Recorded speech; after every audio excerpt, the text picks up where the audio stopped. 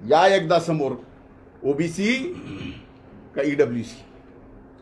तुम्ही तर आता ओबीसीला मारता म्हणला, ते म्हणले धन्याचं बीज ठेवायचं नाही. ही धमकी द्यायची ऑन इयर. धनंजय मुंडेचं बीज सुद्धा ठेवायचं नाही. ही ऑन इयर धमकी कुणाला दिली? वंजारी जातीचं बीज सुद्धा ठेवायचं नाही. एका जातीला ऑन एअर धमकी कुणी दिली?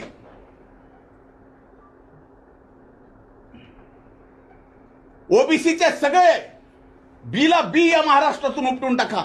धमकी कुणी दिली? जरांगे, जर सगळेच अधिकार तुमच्याकडे आहेत आणि सरकार जर तुमचंच ऐकत असेल तर या अख्ख्या ओबीसी समाजाला गोळ्या घाला आणि महाराष्ट्रातून संपून टाका ना. गोळ्या घाला, आम्हाला संपून टाका.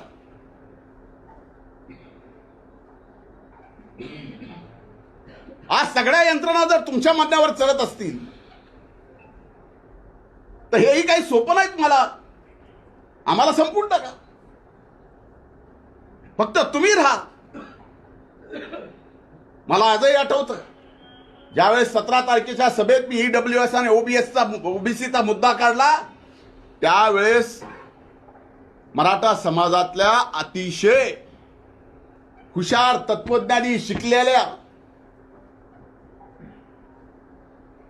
असंख्य लोकांनी फोन करून म्हणले, तुम्ही जी भूमिका घेतली तीच बरोबर आहे, तिथंच न्याय मिळू शकतो. मराठा समाजातल्या अनेक तरुणांनी, अनेक माझ्या सहकाऱ्यांनी म्हणले ही भूमिका घेतली